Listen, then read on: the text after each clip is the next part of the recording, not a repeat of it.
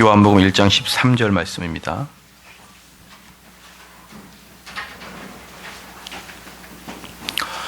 한 목소리로 읽겠습니다. 이는 혈통으로나 육정으로나 사람의 뜻으로 나지 아니하고 오직 하나님께서 난 자들이니라. 아멘.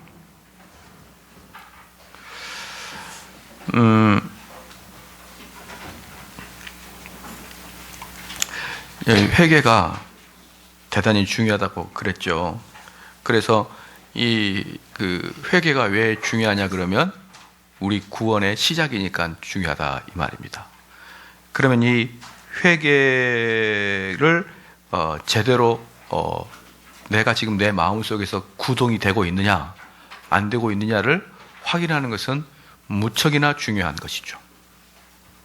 근데 우리는 먼저 선택받은 자들만이 그리스도한테 나온다는 것을 여러분들이 요한복음의 강해를 통해서 잘 아실 것입니다. 그런데 여러분들이 이 선택론, 예정론이 어떻게 쓰여졌느냐를 여러분이 좀 잘 알아야 됩니다. 예정론은요, 우리 존 칼빈이 그 예정론에 목적을 두고 있지 않았다는 것을 여러분이 잘 알아야 됩니다. 존 칼빈의 그 관심사는 누가 선택이 되었고 누가 선택이 되지 않았는지를 구별하고 이러는 것에 관심을 가진 게 아니라 이 말입니다. 그렇죠? 그런데 그래서 그 존 칼빈의 예정론은 이거예요.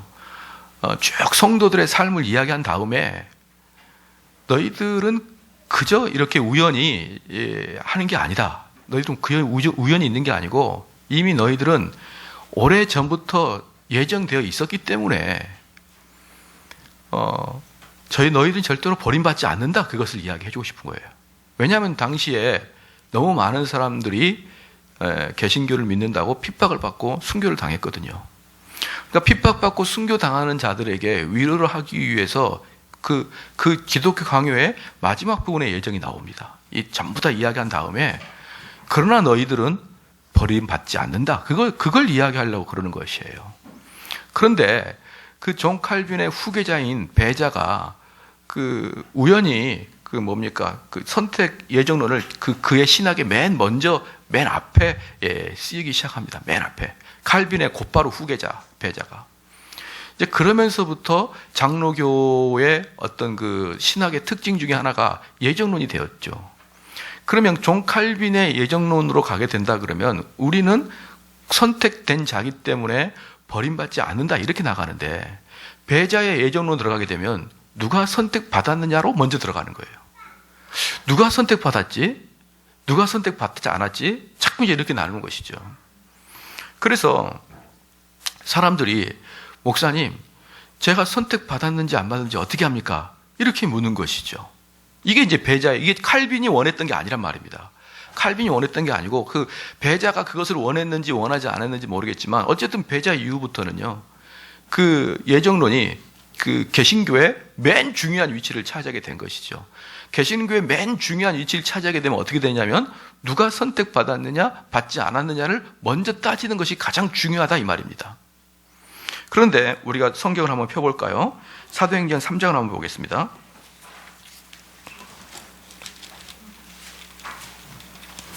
사도행전 3장입니다. 사도행전 3장 19절 말씀입니다. 사도행전 3장 19절 같이 한번 읽겠습니다. 시작. 그러므로 너희가 회개하고 돌이켜 너희 죄 없이함을 받으라. 이같이 하면 유쾌하게 되는 날이 주 앞으로부터 이를 것이요. 자, 여기서 뭐라고 있습니까? 너희가 회개하라는 것이에요. 회개하라. 그러니까 선택받은 자가 회개가 되는 것입니다. 그렇죠? 그러면 회개를 어떻게 하느냐? 네가 하라는 거예요. 누가 선택받냐 안 받느냐 그런 거 따지지 말란 말입니다. 그냥 해라. 그냥. 무슨 말인지 좀 잘 아시겠습니까? 여러분 머릿속에 이 선택받았다 이거 버리세요. 일단 한동안은 좀 버려야 됩니다. 그냥 어떤 사람이 구원받느냐? 회개한 사람이 구원받는 거예요. 그럼 누가 회개하냐? 네가 지금 하면 되는 겁니다. 사도행전 16장 한번 봐볼게요. 사도행전 16장. 그럼 어떤 자가 믿음이 생기느냐? 사도행전 16장 봅시다. 사도행전 16장 31절 말씀입니다. 31절 한번 읽겠습니다. 시작. 가로되 주 예수를 믿으라. 그리하면 너와 네 집이 구원을 얻으리라. 그럼 누가 믿는 것입니까? 누가 지금 믿으라는 거예요. 회개하고 지금 네가 믿어. 그러면은 어떻게 되는 겁니까? 너 구원받은 자야 이거예요. 로마서 8장 봅시다. 로마서 8장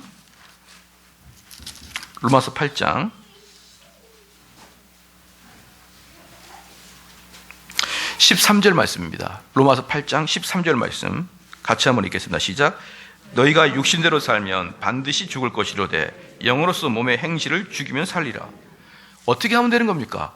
내 안에 있는 영으로 육의 소욕을 죽이라 이 말입니다. 사랑하는 성도 여러분, 저는 이 교인들을 가만히 보면요 정말 재밌어요. 재밌는 게 뭐냐 그러면 저한테 이렇게 신학을 배우는 거예요. 저한테 배웁니다.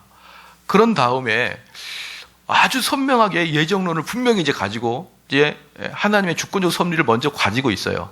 그러다가 좀 더 열심히 해보자라는 소리가 나면은 목사님이 변질됐네 이렇게 이야기하는 것이죠. 제가 여러분께 말씀드리지만요 최소한 여러분보단 제가 늦게 변질될 거예요. 그것은 제가 거의 확실시합니다. 여러분 다 변질된 다음에 제가 변질될 거니까 여러분들이 저 변질 너무 신경 쓰지 마세요. 그런데 지금 여기서도 보면은요 결국 뭐냐 그러면 누가 회개하는 자냐? 누가 천국 갈 자냐? 지금 너가 회개하는 자예요. 지금 너가 회개하고 믿는 자, 바로 그 자가 선택받은 자예요. 그렇기 때문에 여러분 마음속에 아이고 내가 백날 회개하고 백날 기도해도 선택받지 않으냐면 이 모든 게 허망한 것이요. 그러죠? 그러면 이건 어떻습니까? 내가 만약에 선택받은 자면, 내가 구원받은 자면 이 세상의 삶이 좀 불법을 저지르고 이 세상의 삶에 게으르고 나태한다. 그러나 나는 선택받은 자다. 이것은 어떻게 생각합니까? 이건 전혀 논리적으로 맞지 않잖아요. 방금 뭐라고 했습니까? 지금 회개하고 지금 영으로 육을 죽이는 자고 지금 회개하고 믿는 너희는 어떤 자라고요? 선택받은 자란 말입니다. 누가 선택받았냐가 아니에요. 지금 회개하고 회개한 자는 어떤 자예요? 죄로부터 돌이키는 자가 회개한 자 아닙니까? 그런데 죄로부터 돌이킨 자가 회개한 자고 회개한 자가 천국 가는 거예요. 그런데 내 삶이 정말 세속적이고 정말 불법적이고 그렇게 살 수 있느냐 말이에요. 이건 논리적으로 어울리지 않는 거예요. 그러므로 여러분 두 가지는 전혀 없습니다. 첫 번째, 선택받은 자는 어떻게 살아도 그래도 선택받았기 때문에 하나님이 나를 천국 보내주실 것이다. 첫 번째 버려야 될 것이고요.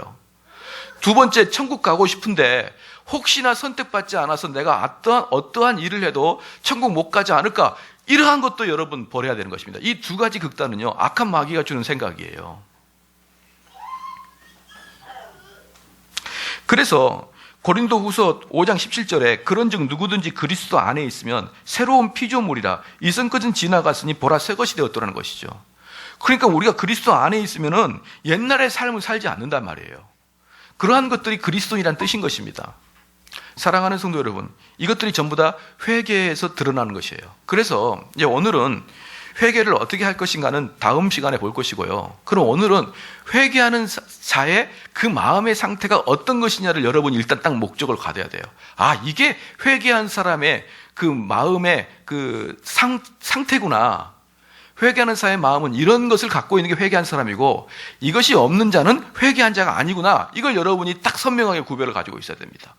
그리고 여러분 마음속에 그것이 이루어지도록 꾸준히 노력하고 그것이 이루어지도록 하나님께 울부짖고 그런 마음이 나에게 싹 들 수 있도록 하나님께 부르짖어야 되는 것이에요. 또 하이퍼 칼빈주의자처럼 언젠간 그런 마음이 내게 오겠지 이렇게 기다리는 게 아니란 말입니다. 꾸준히 여러분이 그 천국을 침노하는 자의 것처럼 그런 마음이 여러분 이 속에 담겨져 있을 수 있도록 여러분이 하나님께 기도해야 되는 것이에요. 첫 번째는 우리가 그 마음의 상태를 좀 보겠습니다. 회개하는 자는 어떻게 마음이 드느냐? 여러분 이제 이게 끝난 다음에 회개 끝난 다음에 중생도 볼 것이고 성화도 볼 것인데요. 똑같아요. 중생한 자 또 성화된 자 이 차이가 없는 거예요. 똑같아요. 뭡니까? 계속 회개의 연속이에요. 그러니까 우리는 일평생을 살아가는데 성화가 뭡니까? 라고 할 때 회개의 연속이에요. 간단하게 볼게요. 내가 좌측으로 가면 나쁜 짓이고 우측으로 가면 좋은 짓이에요. 그럼 성화가 뭡니까? 우측으로 가는 거예요. 다른 말로 좌초로 가고자 하는 마음을 도돌려서 우초로 가는 것입니다. 그렇기 때문에 회개가 성화인 거예요. 예. 회개 따로, 중생 따로, 성화 따로 이게 아니에요. 꾸준히 여러분의 삶은 회개의 삶의 연속이기 때문에요.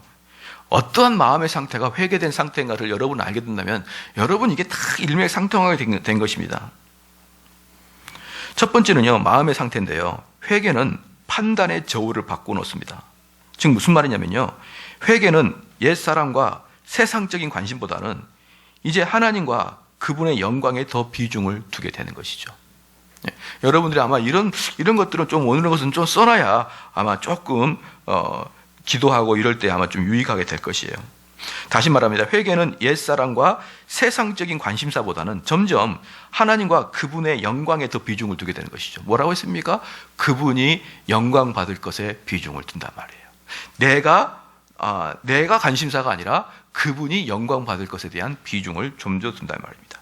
그 다음에 회개는요, 마음의 눈을 열게 하고 타고난 무지의 각질을 눈에서 벗겨주며 사람을 어둠에서 빛으로 돌아서게 만드는 것이죠. 즉 타고난 무지, 이 타고난 무지는 공부를 잘하고 못하고 아무 관계없어요. 공부를 잘한 자도 아무리 말해도 말귀를 못 알아듣는 자가 있고요.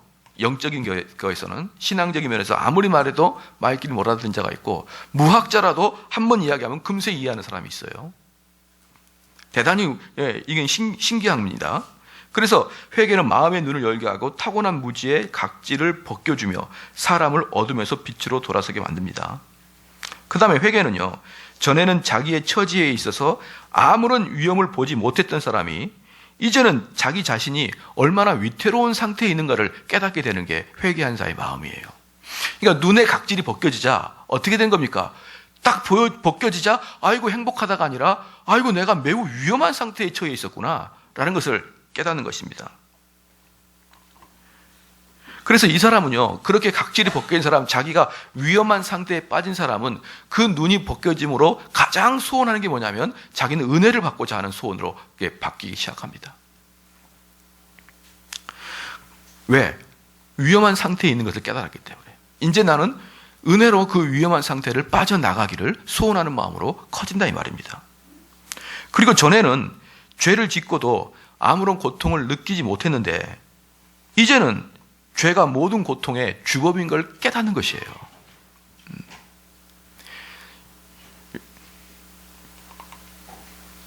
그래서 그 죄로 말미암아 내 삶의 모든 고통이 그 죄로부터 왔구나, 이걸 깨닫는 것입니다. 그게 실제적으로 깨달아져요. 그럼 어떻게 되느냐? 자꾸 죄를 짓고자 하는 마음이 내 마음에서 싹 트면요, 왜 내가 이렇게 바보 같은 놈인가, 나는 왜 이렇게 미련한 놈인가라고 내 스스로를 자책하기 시작합니다. 저는 많은 사람들이, 제가 늘상 설교하지만 다른 사람을 비판하는 것은 너무 잘해요. 저는 제발 부탁인데 다른 사람 절대로 비판하지 마십시오. 여러분 다른 사람 비판해봐야 왜 비판합니까? 그 사람이 여러분의 비판 소리를 듣고 그 사람이 변화가 될까요? 그렇지 않아요. 그러면 무엇 때문에 비판하게 됩니까 도대체? 다른 사람이 여러분의 말을 듣고 비판을 한다고 해서 그 사람이 변하지도 않는단 말입니다. 심지어 여러분이 비판할 때 어떻게 합니까? 남들이 그 사람이 본인이 안 듣도록 비판하잖아요.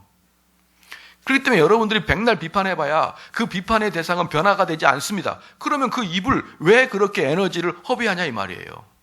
그럼 누구를 비판하면 됩니까? 여러분 자신을 비판하란 말입니다. 자신을. 이놈의 죄가, 내 마음속에 죄가 들어와가지고 나의 인생을 고통스럽게 빠뜨린 게 이 죄인데, 그 고통을 당하고도 또 내 마음속에 죄를 짓고자 하는 마음이 또 싹 드는구나. 야, 나 정말 징그러운 놈이구나. 왜 이런 내 비판을, 여러분 1년 12달 하루 24시간 내내 여러분을 비판해야 되는 것이에요. 내내. 야, 나는 정말 이런 쓸모가 없는 놈이구나. 쓸모가 없는 놈.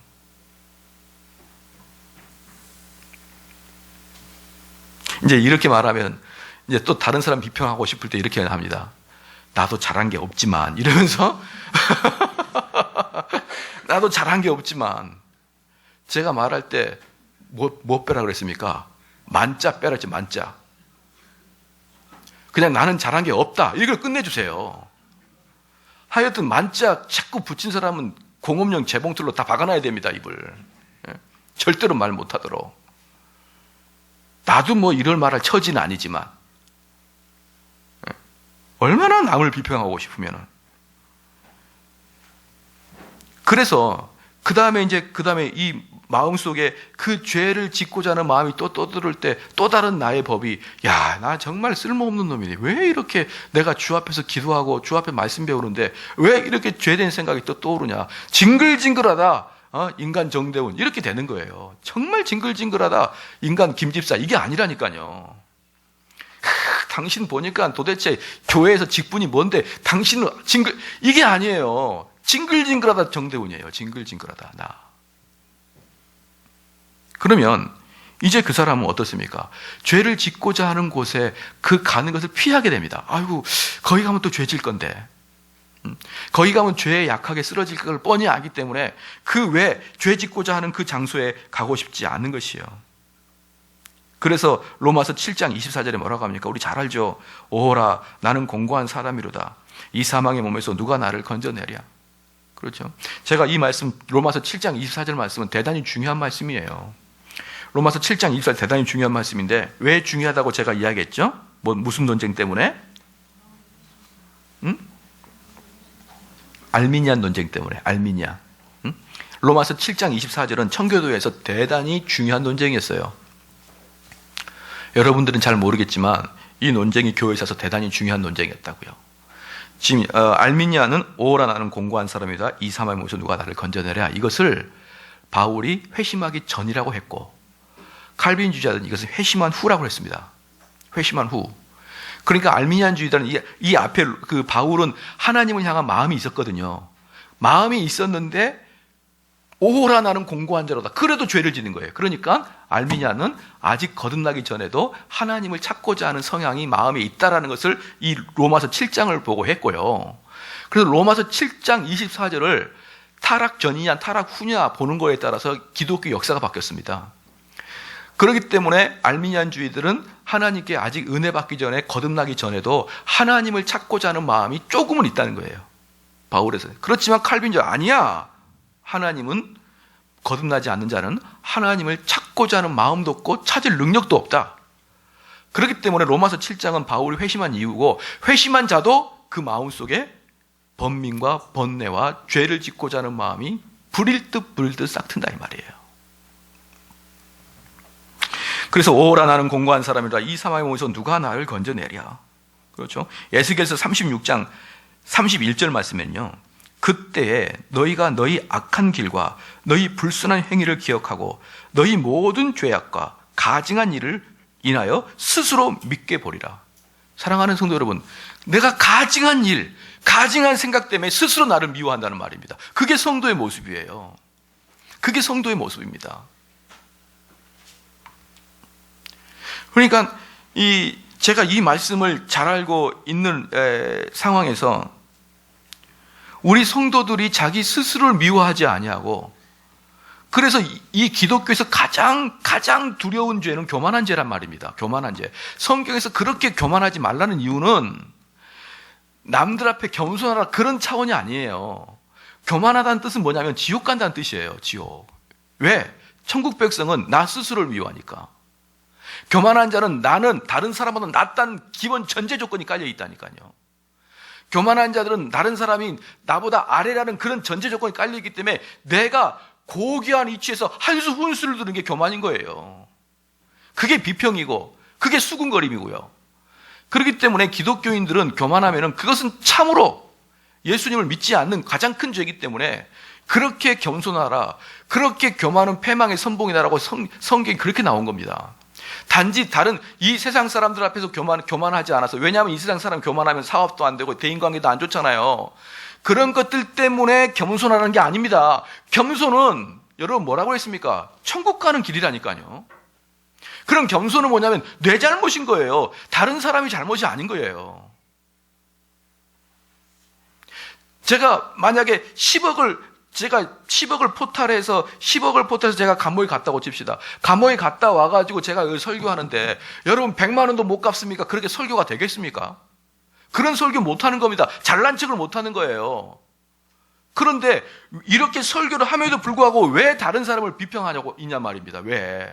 그건 불신자의 전형적인 모습이라고, 회개하지 않는 모습이라고 제가 누차 말씀을 드려도 또 비평하고 있고 또 서운해하고 있고 또 상처받아 있고, 그러면 안 되는 거예요, 여러분. 그거야말로 정말 무서운 영적 상태인 것입니다. 회개하지 않는 자예요.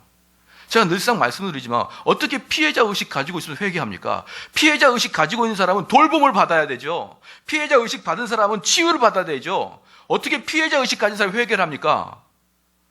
근데 다른 사람이 나한테 공격했다면서요. 다른 사람이 나에게 상처 줬다면서.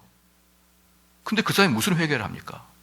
저는 우리가 어차피 전적 타락한 존재이기 때문에 여러분에게 저는 실망을 안 하려고 노력하지만, 이렇게 설교하고 다음 주에 또 상처받은 사람 보면은 아우 막 정말 미칠 것 같아요. 내가 이 일을 계속 해야 되나, 이런 놀라운 그 딜레마에 빠져요. 이렇게 이야기했는데 이걸 다 듣고 가가지고 또 목사님 내 상처받았거든요. 이렇게 해버리면 저는 도대체 어떻게 제가 대처를 해야 될지를 모르겠습니다. 여러분, 자기 스스로를 미워하는 것입니다. 그게 회개하는 자의 마음의 상태예요. 마음의 상태.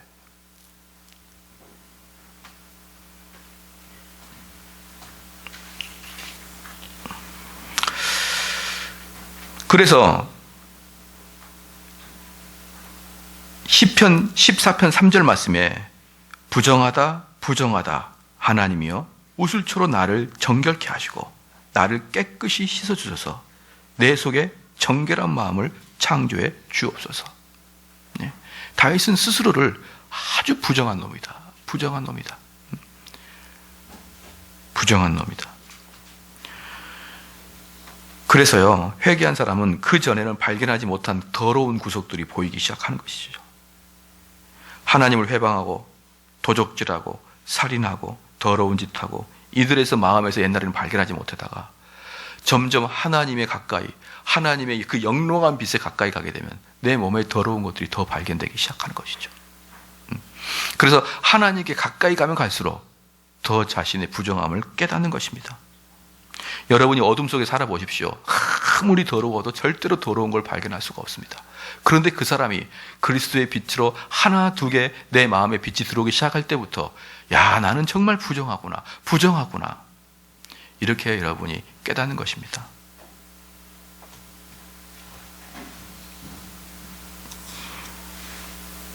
어떤 제 친구 중에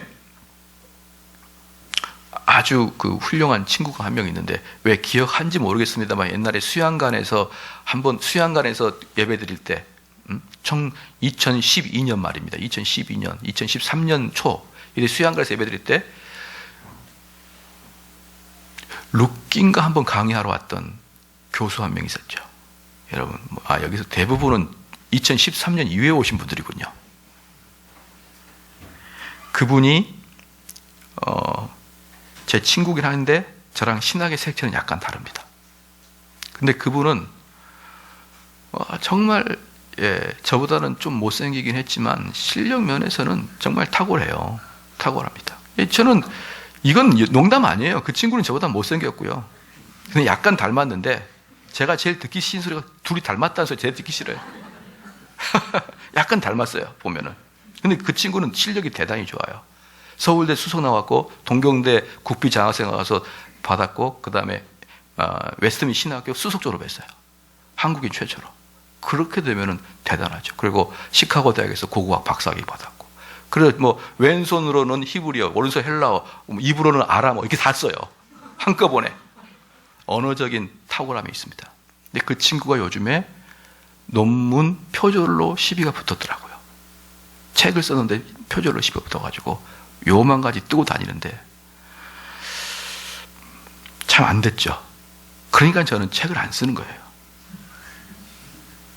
그런데 저는 그렇게 표절했다고 떠드는 사람들한테 너는 박사학위 써봤냐? 응? 박사학위도 안 써본 사람이 표절했다고 목소리 높이지 마시길 바랍니다.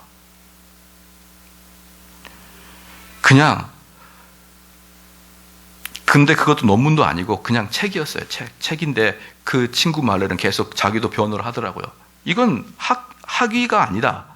이건 학술적인 책이 아니고 일반 평신도를 위한 길잡이 책인데 그것에 각주를 달지 않는 것은 기본적인 방법 중에 하나다라고 표현을 하더라고요. 그 저는 잘 모르겠는데 세계적인 흐름은 잘 모르겠는데 그 대신에 자기가 앞에서는 무슨 책을 참조했다고 앞에 서론에 썼다. 그리고 그게 학술적인 책이 아니기 때문에 밑에 각주를 안 단 것이지 내가 무슨 책을 주로 참조했다고 다 밝혔다.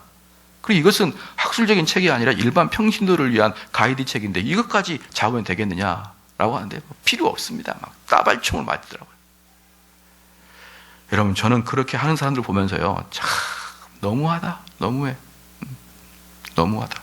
아마 제 길이나 한국교회 빨리 폐간시켜야 되는데요. 그것도 아마 이게 따지고 덤벼들면은 여기저기서 잡힐 거라고 저는 분명히 확신합니다. 그래 빨리 책을 안 쓰는 게 좋고 여러분 안 하는 게 좋은 것 같아요. 왜냐하면 전도서에 책 써봐야 필요 없다라고 전도서에 나오더라고요. 그러니까 이렇게 남을 비평하는 데는 아주 빨라요. 어떻게 교수가 그럴 수 있느냐? 어떻게 웨스트민 신학대학원 수석 나온 사람이 그럴 수 있느냐? 그렇게 하는데 자기는요 조그만 거 다 거짓말 안 하나요, 여러분? 제가 언젠가 말씀드렸죠. 표절은 정말 큰 죄고 조그만 거짓말은 작은 죄 같죠. 근데 제가 그때 설명해 드렸습니다. 조그만 죄는요 유혹이 조금밖에 없어요. 조금. 큰 죄는요 유혹이 엄청나게 많습니다. 근데 조그만 유혹에도 넘어갈 정도의 죄를 짓는 사람은요 큰 죄는 금방 넘어갑니다. 여러분 만약에 버스를 타잖아요. 버스를 타면은 저도 그럽니다. 만약에 1,000원을 지금 버스값이 얼마인지는 모르겠어요. 1,000원을 넣었는데 알고 보니까 버스값이 1,100원이에요. 그럼 정직한 사람은 그 다음에 1,200원을 넣을 수도 있는 거예요. 그렇죠? 너무 쉽죠. 그건. 근데 100억을 받을 수 있는 게 못 버팁니다. 100원은 내가 정직을 지킬 수 있어도요. 100억은 지킬 수가 없습니다. 그러므로 작은 죄를 또박또박 짓는 사람, 또박또박 작은 죄를 짓는 사람들은 표절 이런 거 탓하지 마십시오. 여러분들 박사과정 날 때 분명히 표절할 것입니다. 저는 안 봐도 뻔합니다. 왜? 영어 들어도 못 알아들을 거거든요. 학교 교수님이 영어로 강의할 때. 그럼 그렇게 돼 있어요. 그냥 넘어가겠습니다. 어쨌든 지금 제가 말씀드리고 싶은 것은 뭐냐 그러면 남을 탓하는 것에 여러분이 익숙하지 말라는 거예요. 정말 익숙한 것은 내 자신만을 탓해도 이 시간, 이 땅을 살아가는 시간이 부족할 정도인 것입니다. 이제는 하나님이 이제는 이 사람들은 그렇게 자기를 탓한 사람은 자기가 이제 그전엔 전부였다가 이제는 하나님이 자기의 전부가 되기 시작하고요. 하늘에도 땅에도 이제는 그분과 같은 분이 이제 없어지기 시작합니다. 이제 너무 좋아요, 하나님이. 그 전에는 그러지 않았는데 이제 회개하고 나면은 이제 딱 하나님만 보입니다. 세상 모든 것보다 진정으로 그분을 좋아해요. 이전에 그렇게 마음을 다하여 추구한 것보다 하나님을 더 낫게 여깁니다. 그 전에는 내가 명예와 권력과 뭔가를 열심히 얻어내려고 열심히 뛰었어요. 근데 회개하는 사람들의 마음 상태는 어떤 상태냐? 이제 그것들이 덜 좋은 상태가 여러분 되어 있느냐 이 말이에요. 그런데 제가 봤을 때는 최소한 여기 수요 예배 나온 사람들은 그런 마음은 좀 있는 것 같아요. 그래서 이제 이런 설교를 해도 여러분들이 덜 좀 찔릴 것 같은데 그래도 들어야 되는 게 뭐냐 그러면 이전에 내가 진정으로 추구했던 그 기쁨이 있었잖아요. 이 기쁨이 언제부턴가는 별로 중요한 게 아니겠죠. 별로 중요하게 여겨지지 않고 내가 하나님을 알아가는데 더 그 기쁨과 나의 중요성이 거기에 있는 것이에요. 그렇죠?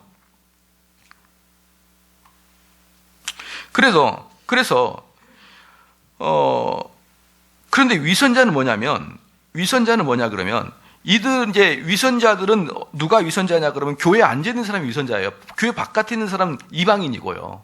교회에 앉아 있는 위선자는 뭐냐 그러면 이 하나님께서는 최고의 선이고 하나님께 최고인 분이라고 하나님에 대해서 다 똑같이 고백합니다. 그런데 뭐가 다르냐 그러면 그들은 하나님을 향한 기쁜 마음이 없어요. 기쁜 마음이. 그러니까 위선자들은 교회를 나올 수밖에 없는 상태에서는 의무적으로 나오게 되는 것이고요. 아니면 엄마 따라 아빠 따라 억지로 나와야 될 사람은 억지로 나오는 것이고, 직분 때문에 오는 사람은 의무적으로 나오는 것인데, 그들의 형태는 비슷하죠. 그냥 앉아있고 있는데, 그 마음속에 그 이전에 추구했던 것이 정말 성공이었다 그러면 이제 이게 그다지 중요하지 않고 이제 예수님을 알아가는데 내 마음이 최고의 중요한 걸로 바뀌어서 맨날 그것을 탐구하고 그것을 연구하고자 하고 그것을 알아갈 때 기쁨이 있는 그런 마음 상태로 변했느냐 이 말이에요. 그런 마음 상태로. 여러분 마음이 중요한 거예요. 여러분 마음이 그렇게 변했느냐. 그래서 예레미야 예가의 3장 24절 말씀에 여호와는 나의 기업이시니 그러므로 내가 저를 바라리라 하도다. 하늘에서는 주 외에 누가 내게 있으리요. 땅에서는 주밖에 나의 사모할 자가 없나이다. 이게 진짜 고백인 거예요. 진짜 고백. 여러분들에게 참 이러한 것들이 넘치기를 바랍니다. 정말 내가 이제는 뭘 가장 중요시 여기는가? 여러분 봐봐요. 여러분 자녀가 어떤 상태가 되기를 가장 원하는가? 한번 봐보시란 말이에요. 그렇죠? 그 다음에 이제 크게 두 번째, 회개는 왜곡된 의지를 바로 잡아줍니다. 왜곡된 의지를 바로 잡아줘요. 그러니까 회개한 사람의 의지의 방향이 바뀌어버린 것이죠. 당연하겠죠. 마음이 바뀌었으니까. 지난주에도 말씀을 드렸듯이 오늘 우리 집사님께서 기도하였듯이 어떻습니까? 마음의 상태는 의지를 지배한다고 했단 말이에요. 의지를. 의지는 마음의 감정, 마음의 종입니다. 감정이 가는 대로. 감정이 내가 하나님을 가장 사모하는 걸로 되면 당연히 의지는 어땠습니까? 당연히 의지의 방향은 바뀌어요. 지금 무슨 말이에요? 손과 발의 방향이 바뀐단 말이에요. 바뀐다. 이제 그는 새로운 목적과 계획을 세우기 시작합니다. 어떤 계획을 세울까요? 당연히 이전에는 출세 성공의 계획을 세웠다가 이제는 뭘로 바뀔까요? 어떻게 하면 이 복음을 효과적으로 전할까? 이 바뀌기 시작하는 거예요. 바뀌기 시작하는 거예요. 그러니까 이게 여러분이 일주일 동안 한번 곰곰이 생각해 봅시다. 일주일 동안 곰곰이 한번 생각해 봐요. 만약에 어떤 이제 회의를 하는데 누군가 그 회의를 준비해 오기로 했습니다. 그런데 그 준비해 온 사람이 하나도 준비를 안 해온 거예요. 그건 다른 말로 무슨 말입니까? 일주일 내내 이것에 대해서 한 번도 고민을 안 해보고 정신없이 자기 일 살다가 아차 내일이 주일이구나 그리고 허겁지겁 오는 사람을 말하는 것입니다. 어쩌다가 학생들은 시험 기간 동안에 또는 직장인들은 월말 바쁠 때 연말 바쁠 때 그럴 수 있다고 치는데 대체적으로 일주일 동안 정신없이 살다가 내일이 주일이구나 이렇게 되는 경우가 많지 않습니까? 그런 사람은 평상시 살아갈 때 이 마음이 바뀌어 있을까요? 아니에요. 이 마음이 안 바뀌어 있으니까 그 사람의 의지, 즉 앉아서 계획을 잡고 앉아서 우리 교회가 이런 것을 할 때 무엇을 해야 될 것인가 이런 걸 잡을 시간이 없는 거예요. 그 사람은 정말 다시 말씀드리지만 그러한 삶의 의지의 형태가 보편적으로 그렇게 드러난 사람들은 바빠서가 아니라 마음이 변하지 않아서 의지가 변화되지 않은 상태인 것이에요. 만약에 여러분께서 진정으로 하나님을 사랑한다 그러면 어떻게 해야지 하나님의 말씀을 효과적으로 전하지? 집에서 고민하지 않겠습니까? 어떻게 해야지 그러면 이 교회가 체계적으로 이 말씀을 전할 수 있을까? 고민한단 말이에요. 그러기 때문에 의지가 변하는 거고 그러기 때문에 여러분의 목표 설정이 변해버리는 것입니다. 이게 회개하는 사람들의 마음 상태예요. 그래서 그는 새로운 목적과 계획을 가진다 그랬죠. 이제는 하나님을 가장 우선적으로 생각하며 세상에 속한 것들에 대해서는 덜 바라게 됩니다. 덜 바라게 되는 것이에요. 세상에 속한 것을 완전히 버린다 이런 뜻은 아닙니다. 덜 바라게 되는 것입니다. 다만 자기로 말미암아 그리스도께서 존귀하게 되는 것이 여러분의 삶의 목표가 되는 것이에요. 아마 여러분 사랑하는 사람이 있어 봤습니까? 사랑해 봤나요? 사랑해 봤으면요 알 겁니다. 또는 내가 사랑하는 자녀나 사랑하는 부모가 있지 않습니까? 그러면 그 사랑하는 사람이 내가 선물을 사줬을 때 그 사랑하는 사람의 얼굴이 웃어주면은 얼마나 기분이 좋습니까? 그러니까 내가 정말 이분을 사랑한다. 그럼 내 인생이 빛이 안 나더라도 이분이 나로 인해서 기분이 좋다 그러면 기분 좋은 거 아니에요? 그래서 우리는 가끔 그러잖아요. 남자들은 자기를 알아주는 사람을 위해서 목숨을 버린다고 하지 않습니까? 내가 비록 빛으로 드러나지 않더라도 나의 주군이 나 때문에 기뻐한다 그러면 나는 능히 이분을 위해서 내가 내 헌신하겠다. 인간 사이에서도 그런 사람이 있잖아요. 그런 사람이 있지 않습니까? 대통령 뽑을 때도 선거할 때까지는 그 대통령 보좌관으로서 최선을 다하다가 대통령 딱 되면 대통령이 누가 되니까 난 떠나겠습니다. 그런 사람이 있잖아요. 얼마든지 있지 않습니까? 마찬가지예요. 이 땅을 살아갈 때 오직 나의 가장 큰 기쁨은 나의 노력과 나의 어떤 헌신을 통해서 우리 주님이 참 드러난다 그러면 나는 오케이인 거예요. 여러분에게 이런 마음이 바뀌어야 됩니다. 그러지 않은 사람 어때요? 내가 뼈 빠지게 헌신했는데 아무도 나를 알아주지 않고 나 이거 안 할 거야. 이런 사람 분명히 있습니다. 여러분, 이것은 회개하는 사람의 모습이 아니에요. 똑같은 겉모습이죠. 똑같은 겉모습이지만 나는 오직 내 일을 통하여서 하나님과 예수 그리스도가 기뻐하시는 것 같고 그분이 영광 받는 것 같으면 나는 무슨 소리를 들어도 나는 괜찮다는 거예요. 나는 괜찮다. 우리 자녀가 이제 8월 달에 오잖아요. 오면은 이제 그 동네는 참 이상한 게 있는데 만 15세가 되면은 6개월인가 3개월을 그냥 학교도 가지 말고 놀아라 이렇게 해줘요. 거기 그 나라는 노는데 천재입니다. 만 15세가 여학생 만 15세가 되면은 성인이 됐다 그래가지고 학교를 안 와도 된다 이런 기간이 있어요. 정확하게 몇 개월인지 모르겠지만 그 남자는 만 18세 그러면은 자기가 원하면은 몇 개월이고 학교 안 가도 됩니다. 그러니까 이제 우리 딸이 이제 한국에 오는데 우리 딸 친구들이 한국에 오겠다는 거예요. 만 15세 될 때. 아마 내년쯤 된 것 같아요. 만 15세. 이제 중학생. 얘네들이 그 먼 길을 마다 않고 온다는 것이죠. 32시간의 비행기를 타고. 그럼 저는 어떤 마음이 들까요? 우리 딸을 위해서. 그렇죠. 우리 딸이 초청한 거 아니에요. 그럼 저는 이 애들 듣고 에버랜드를 갈 거예요. 에버랜드를. 그리고 가서 자유이용권 끊어주고 너희들 마음대로 놀아라. 그리고 저는 차에서 책 읽을 거예요. 에버랜드에서 그들이 기쁘면 저는 좋은 거예요. 저는 거기서 타고 싶은 생각은 추구도 없습니다. 우리 딸 아이 에버랜드 내가 가이드 해줬다고 수요 예배 설교를 면제시켜줄 거 아닐 거 아니에요. 그렇잖아요. 그럼 저는 거기서 설교 준비하는 거죠. 차에 앉아가지고. 저는 거기서 나의 영광과 나의 기쁨과 나의 재미를 구하지 않아요. 단 우리 딸이 나중에 커서 아빠 그때 내 친구들 해줘서 고마워요. 그러면 저는 끝나는 거예요. 그거 아니겠습니까? 여러분, 여러분의 마음에 예수님이 기쁘시다면 예수님께서 영광 받으신다 그러면 여러분은 그걸로 오케이가 돼야 되는 것입니다. 그게 바로 회개하는 사람의 마음 상태인 거예요. 여러분들 스스로 이런 것들이 있는지 스스로를 체크해 보십시오. 오늘 이 설교를 듣는 내내 이러한 것들이 여러분 마음속에 있는지를 체크를 해보시란 말입니다. 체크를. 그러므로 세 번째, 회개하는 사람은 선택도 바뀌게 됩니다. 선택도 바뀌게 돼요. 당연히 바뀌겠죠. 그는 하나님을 자기의 최고의 복으로 정하고요. 그리스도와 거룩함을 하나님께로 나아가는 매개체로 정하게 됩니다. 그는 예수님 자신을 주님으로 인정하고요. 그는 그리스도를 필요에 의해서 심지어 억지로 믿는 것이 아니라 즐거운 마음으로 그분께 나오는 겁니다. 이게 특징이에요. 교회 나오는 게 즐거운 거예요. 하나님 말씀 듣는 게 너무 즐거워요. 이런 사람은요. 여러분 청교도가 뭐라고 하는지 아십니까? 지금 제가 쭉 이야기하잖아요. 이러한 마음이 여러분에게 있는 자들에게는 축복합니다. 축하합니다. 이러한 마음이 여러분 마음에 싹튼 사람에게는 대단히 축하합니다. 그 사람은 구원받은 자입니다. 그렇게 이야기합니다. 그렇게. 그렇죠.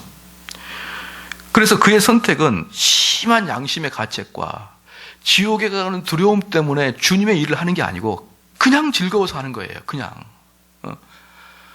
다른 세상의 모든 일들은 돈을 받고 일을 하지만 이 주의 일은 너무 즐겁기 때문에 내 돈을 들여가면서 주님의 일을 하는 거예요.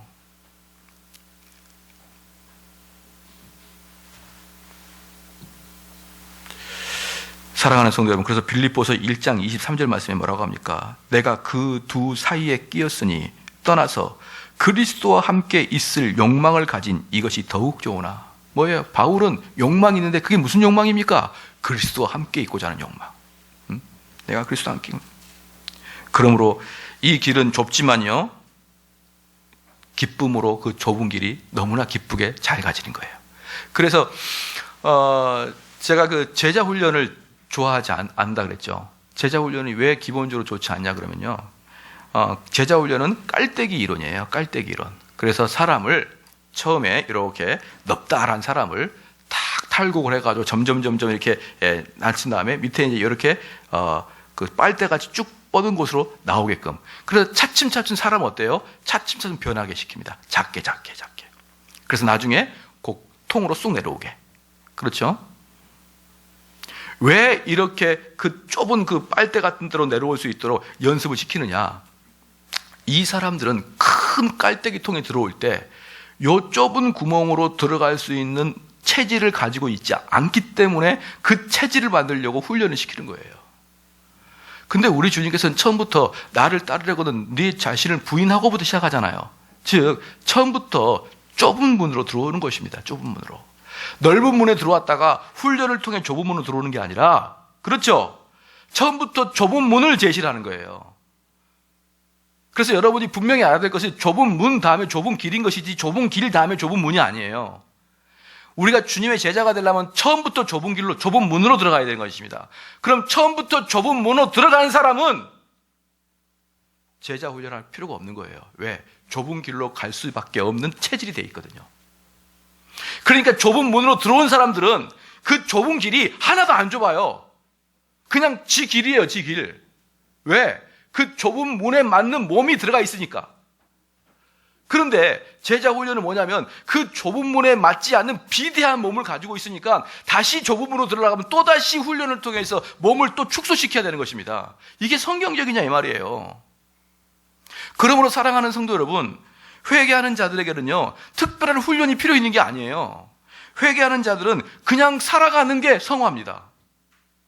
사랑하는 성도 여러분, 어떻게 살아라고 이야기하지 않아도요, 그 사람은 계속 우리 주님을 만나기 원하고 설교를 듣기 원하고 주님의 말씀을 공부하기 원하고 그렇게 원하는 자가 가짜로 살고 위선으로 살고 있으며 거짓과 추함으로 살 수 있겠냐 이 말이에요. 그 사람은 이 자체를 좋아하기 때문에 회개하는 몸을 갖고 있는 사람은 그냥 그 길이 좁은 길이고 그 길을 여러분 남들이 볼 때 대단히 좁아 보이지만 기쁘고 즐거움으로 씩씩하게 걸어가도요 떨어지지 아니하는 그런 체질이 되어 있는 것입니다. 기쁘게 가는 거예요. 기쁘게. 하나도 힘들지 않아요. 회개하지 않는 자가 우리들이 가는 길을 참 어렵겠다. 어떻게 일주일 저렇게 살 수가 있지? 어떻게 화가 나는데 저렇게 할 수 있지? 그들이 보기에는 우리가 참으로 좁은 길을 갖고 야 너야말로 정말 의로운 길로 가는구나. 내가 보는 그리스도인 중에 네가 제일 잘나고 있다. 정말 너가 깨끗하다. 그렇게 하는데 그들의 말 속에는 야 우리를 존경하는 거예요. 어떻게 그런 길에 갈 수 있지? 근데 우리 입장에서는 그게 뭐가 어렵지? 아무것도 안 어려운데? 여러분 그러고 하고 있나요? 여러분이 이런 사람이 돼야 됩니다. 이런 사람이 되지 않는 상태는 회개한 상태가 아니에요. 여러분이 회개한 상태는 천국 백성입니다. 무엇이 필요합니까? 이 세상에서 우리 교회에서 무엇을 제공해 주길 원하십니까? 맛있는 국수? 맛있는 식사?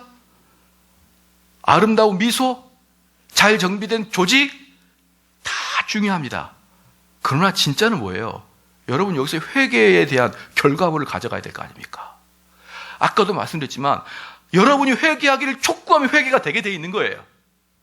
왜? 그것을 로마서에도 사도행전에도 이미 그렇게 명령하고 있었으니까. 내 마음속에 회개가 올 때까지 내가 기다리겠습니다. 이거야말로 마귀가 원하는 것입니다. 하나님 아버지 이러한 마음 상태가 나에게 오길 원합니다. 이걸 여러분이 간구하고 그런 마음이 여전히 여러분 마음속에 없다 그러면 울고불고 하시길 바랍니다. 하나님 나에게도 이런 마음 주시옵소서. 쓸데없는 것에 관심 갖지 않게 하여 주시옵소서. 다른 사람이 못난 것 눈에 안 들어가 하여 주시옵소서. 마지막으로 말씀드리겠습니다. 그럼 회개할 때 나의 육체는 어떻게 되느냐? 육체는 그전에는 회개 전에는 내 육체는 죄의 도구였습니다. 죄의 도구였어요. 그러나 이제는 내 육체는 그리스도가 거하시는 성전으로 바뀌었습니다. 그리스도가 거하신 성전. 그러면 내 안에 만왕의 왕이신 예수 그리스도가 있기 때문에 나는 언행을 조심하게 하는 것밖에 없어요. 언행을.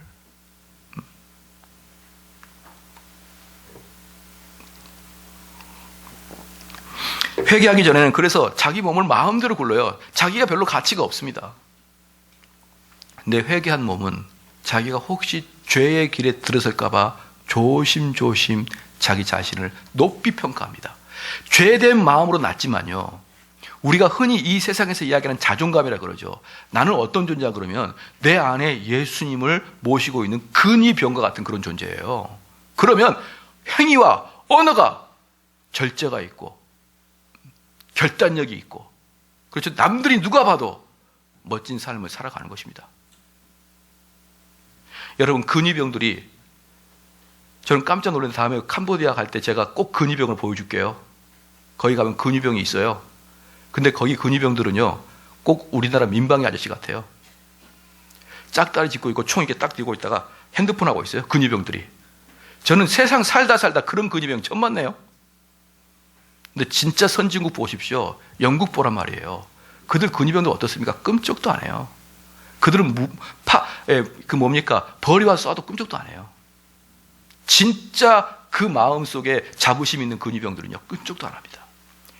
언행 자체가 대단히 절제가 있는 것이에요. 그들의 육체입니다. 그들의 육체가 그렇게 변하는 거예요. 멋지게 변한 것입니다. 옷도 옷도 저처럼 좀 예쁘게 입고 다니시란 말이에요. 제가 요즘에 옷을 얼마나 신경 쓰는지 아십니까? 왜 제가 옷을 신경 쓸까요?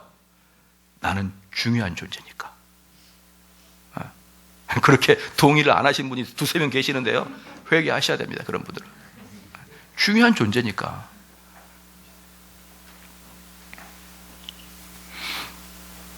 중요한 존재니까. 자, 이래 보면은 우리나라 남자 40대 아저씨들은 밖에서 보면은 그 사람이 직업과 아무 관계없이, 그 사람이 어떤 직업인지 상관없이 40대, 50대 아저씨 밖에서 보면 다 백수같이 보여요. 스레바에, 반팔에, 삼선 스레바에 이렇게 툭 늘어진 놀이기랑 옷 입고 나와가지고. 근데 서양은요, 바깥에 잠깐 나가더라도, 요번에 혹시 정선아 권사님 음악회 때 독일 분 오신 거 봤나요?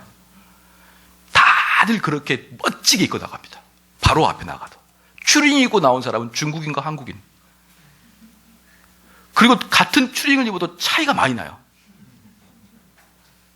걔네들은 바로 앞에 나와도요, 옷을 아주 예쁘고 향수를 뿌리고 나와요. 근데 우리는 까치집을 지고 이러고 나와요. 제가 가만히 보면서, 야, 서양인들은 자기 자신에 대한 어떤 존귀함이 있구나. 존귀함을 가지고 있구나. 걔네들은 옷을 함부로 입지 않습니다. 함부로 입지 않아요. 걔네들은요, 옷을 입을 때도 항상 언밸런스 있게 입지 않아요. 정통으로 입기를 좋아합니다. 그래서 그걸 제가 오랫동안 관찰하면서 어떻게 했냐면, 얘네들은 자기 몸과 마음을 존중히 여기는 문화가 있구나. 이런 마음을 많이 가져요. 그러므로 자기 몸을 누가 터치하면 대단히 싫어하는 거예요. 이건 서양 찬미가 아니고, 서양 찬미라기보다는 우리 동양 사람들은 우리 인성에 대해서 너무 낮게 보고 있지 않느냐, 이 말이에요. 자기의 존귀성에 대해서. 그래서 육체가 어떻습니까? 내 안에는 예수님이 계시고 내 안에는 성령이 계시기 때문에 매사 조심하고 매사 거룩하게 살려고 그러고 매사 단호하고 절도 있게 살려고 하는 그러한 모습도 육체로 바뀝니다. 눈은 어떻게 되냐면, 눈은 예전에는 정처 없이 눈이 이렇게 거만하고 음란하고 질투로 가득한 눈, 질투로 가득한 눈.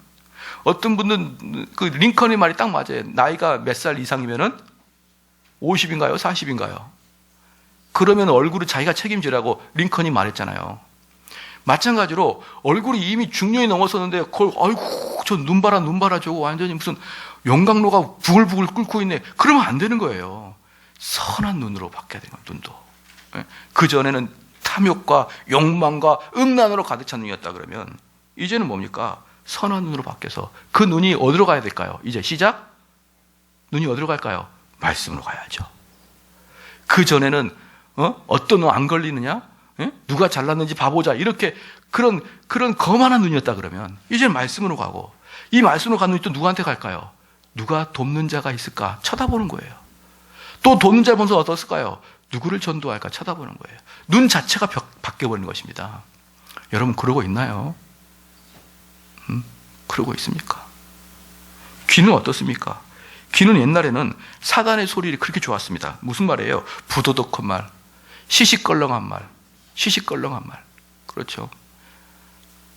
막 야한 농담, 그런 것들을 좋아하기 좋게 듣고 그런 것 들으면 깔깔깔거리고 그 별로 의미도 없는 그런 시시껄렁 농담을 들으면서 반나절을 보내도 시간 아깝지 않다가, 그렇죠? 지금도 만약에 여러분이 고등학교 친구, 대학교 친구 만나가지고 그래서 커피 마시고 술 한잔 마시면서 시시껄렁 이야기할 때 그게 깔깔거리고 재밌게 웃는 사람들은 여전히 여러분들 마음속에 성령이 없는 거예요.